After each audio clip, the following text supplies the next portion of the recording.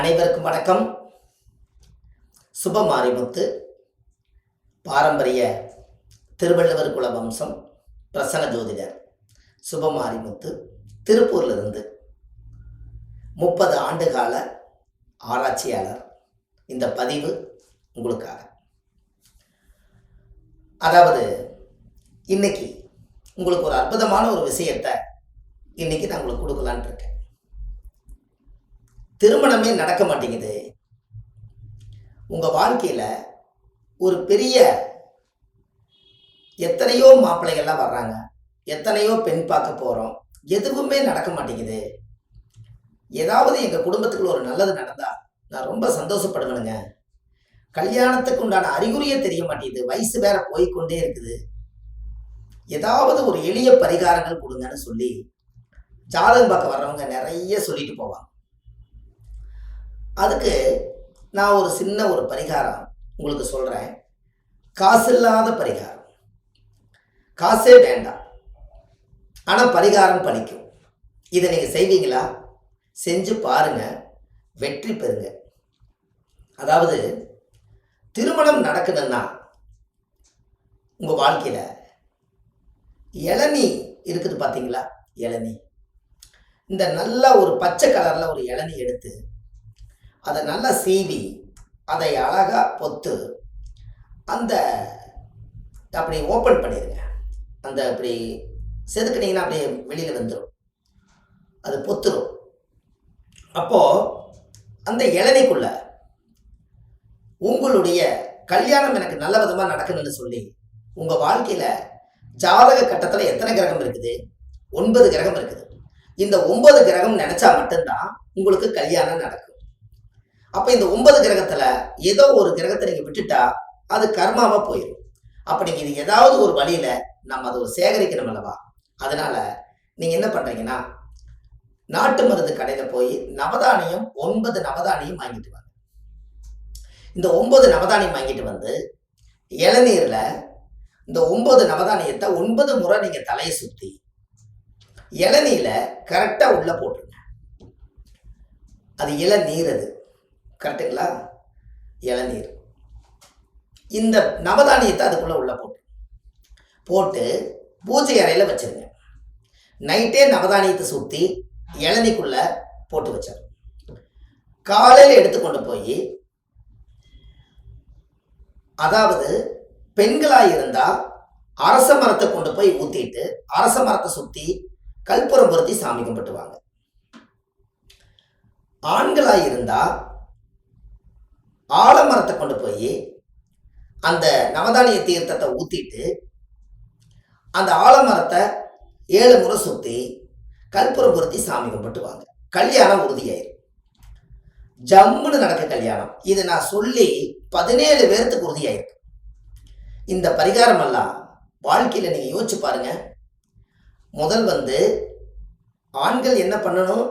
ஆலமரத்துக்கு தான் கொண்டு போய் நைட்டு இளநியை ஓப்பன் பண்ணி 9 நவதானியத்தை 9 முறை சுற்றி அதுக்குள்ளே போட்டு பூஜை ரூமில் வச்சு காலையில் எனக்கு கல்யாணம் நடக்குன்னு கொண்டு போய் ஆலமரத்தில் சுற்றி ஊற்றி விட்டுட்டு நீங்களும் 7 முறை சுற்றி ஆலமரத்தை தெய்வமாக கும்பிட்டு வரணும் கற்பூரம் பொருத்தி. பெண்கள் என்ன பண்ணணும்? அரச மரத்தை போய் இந்த 9 நவதானிய தீர்த்தத்தை கொண்டு போய் நீங்கள் இளநீ தீர்த்தத்தை ஊற்றிட்டு அதே 9 முறை நீங்கள் சுற்றிட்டு அதுக்கப்புறம் 7 முறையும் சுற்றலாம். ஏன்னா கல்யாணம் 7ஆம் இடம். 9 முறை ஏன் சுற்றணும்? 9 நவகிரகம் இருக்கிறனால தான், உங்கள் விருப்பம் தான். அப்போ 9 முறை சுற்றிட்டு கற்பூரம் பொருத்தி சாமி கும்பிட்டு அந்த மரத்தட்டில் கொஞ்சம் நேரம் உட்காந்துட்டு வாங்க. உங்களுக்கு ஒன்றும் வேண்டாம், 90 நாளில் நிச்சயதார்த்தம் நடக்கும். அது எவ்வளவு பெரிய தோஷமாக இருந்தாலும் அந்த மரத்துடைய மூலிகை சக்தியினால யாரோ எனக்கு கொண்டு வந்து குளிர்ச்சியான ஒரு இளநீரை கொண்டு வந்து ஊத்துனாங்க, என்னை சுற்றி 9 நவதானியத்தை போட்டாங்கன்னு அந்த மரத்தினுடைய மூலிகை இருக்கக்கூடிய சித்தர்கள் உங்களை வாழ்த்துவாங்க. அந்த வாழ்த்துக்கள் உங்களுக்கு என்ன பிரச்சனைக்காக நீங்கள் ஊத்துனீங்களோ அந்த சித்தர்களை ஆசீர்வாதம் பண்ணி எங்கிருந்து வேணாலும் மாப்பிள்ளையை கண்ணு காமிச்சு கொடுப்பாரு, நீங்கள் கல்யாணம் பண்ணிக்கிங்க. எங்கிருந்து வேணாலும் பொண்ணை காமிச்சு கொடுப்பாரு, நீங்கள் கல்யாணம் பண்ணிக்கிங்க. எளிமையான பரிகாரம். ஒரு இளநிக்குள்ள 9 நவதானியத்தை போட்டு இரவு பூரா விடி வச்சு காலையில் சூரிய உதயத்தில் இதை செய்யுங்க. பிரமாதமான பரிகாரம். வாழ்க்கையில் செஞ்சு பாருங்க. எத்தனை பேருக்கு கல்யாணம் நடக்குதுன்னு பாருங்க. எனக்கு ஃபோன் பண்ணி ஒரு வார்த்தை கூப்பிட்டு, ஐயா நான் இந்த பரிகாரத்தை செஞ்சேன், யதார்த்தமா செஞ்சா எனக்கு கல்யாணம் நல்ல பொண்ணு அமைஞ்சிருக்குன்னு எனக்கு கூப்பிட்டு சொல்லுங்க. இந்த வாழ்த்துக்கள் எல்லாம் பிரபஞ்சத்துக்கு போகட்டும், நீங்களும் நல்லா இருப்பீங்க. இந்த பரிகாரத்தை பார்த்தீங்களா? இது எப்படி எடுத்திருப்பேன்னு உங்களுக்கு தெரியணும் அல்லவா? கல்யாணம் பண்ணும்போது முதல் கொலையா இருக்கிற மாதிரி என்ன கட்டுறாங்க? இளநீ கட்டுறாங்க. கரெக்டா? பச்சை சோகையில எல்லாமே தென்னை மரமா இருக்குதா? தென்னை மர சோகை எடுத்து அழகா அன்னைக்கு ஒரு நாள் நல்ல ஒரு பந்தல் போட்டு அதுல முதல் 2 இளநீ கொண்டு வந்து கட்டுறாங்க. இந்த பக்கம் ஒரு 10-20 இளநீ, அந்த பக்கம் ஒரு 10 இளநீ வெட்டிட்டு வந்து கட்டுறாங்க. இந்த நுழைவாய்க்குள்ள தான் நீங்க உள்ள போய் தான் பொண்ணு மாப்பிளையை பார்க்க முடியும். ரைட்டா? ரைட்டு. இதை உள்ளுக்குள்ள போய் பார்க்கும்போது மணவரையில பொண்ணு உட்கார்ந்துருக்கும். மணவரைக்குள்ள என்ன இருக்கும்? 9 நவதானியம் இருக்கும். அந்த 9 நவதானியம் எதற்காக? அந்த 9 நவதானியத்தை முளைப்பார போட்டு வச்சு 1000 காலத்து பயிருன்னு ஆள் போல் தலைச்சு அரசம் போல வாழணும்னு சொன்னாங்க. அப்ப ஆள் போல ஆலமரம் தானே வருது, அரச மரம் தானே வருது.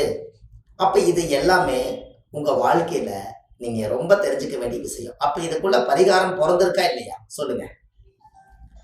அம்மி மிதிச்சு அருந்ததி பார்த்து உங்க வாழ்க்கையில நீங்க தெரிஞ்சுக்க வேண்டிய நல்ல விஷயங்களே இதுக்குள்ள இருக்குது. அப்போ இளநீக்குள்ள கொண்டு போய் நவதானியத்தை ஏன் நீங்க உள்ள போட்டு வைக்கிறீங்கன்னு சொல்லுங்க பார்க்கலாம். அதாவது இளநீ என்பது சாதாரண விஷயம் இல்லை. உங்களுடைய ஜாதகத்துல பாருங்க, இளநீக்கு மட்டும் நல்ல ஒரு மரியாதை உண்டு. என்ன காரணம்? தேங்காய் 20 ரூபா தான், ஆனா இளநீ 50 ரூபா. தேங்காய் 20 ரூபா தான், இளநீ 50 ரூபாய்க்கு விற்கிதா? இளநீக்கு மதிப்பு இருக்கு. என்ன காரணம்? நீங்கள் எல்லாமே இளமையான வாழ்க்கை வாழ்றது தான் இளநீர், முதுமையானது தான் தேங்காய், இளமை வந்து இளநீ. அப்ப இளநீக்குள்ள கொண்டு போய் நவதானியத்தை நீங்க போட முடியும், ஆனா தேங்காய்க்குள்ள கொண்டு போய் போட முடியுமா? முடியாது. அதனாலதான் இளநீ எடுத்து சாமிக்கு குளிர்ச்சி பண்றதுக்காக 15-11 அபிஷேகங்கள் பண்ணும்போது இளநீ ஓபன் பண்ணி இந்த சாமிக்கு குளிர்ச்சி பண்றதுக்காக இளநீர் பரிகாரம் ஏற்கனவே சாமிக்கு போய் சேருது. கூட நீங்க நவதானியத்தை சேர்த்துறீங்க. ஏன்? உங்க ஜாதகத்துல அந்த 9 கட்டத்தை 12 கட்டத்துக்குள்ள 9 கிரகங்கள் வாழுது.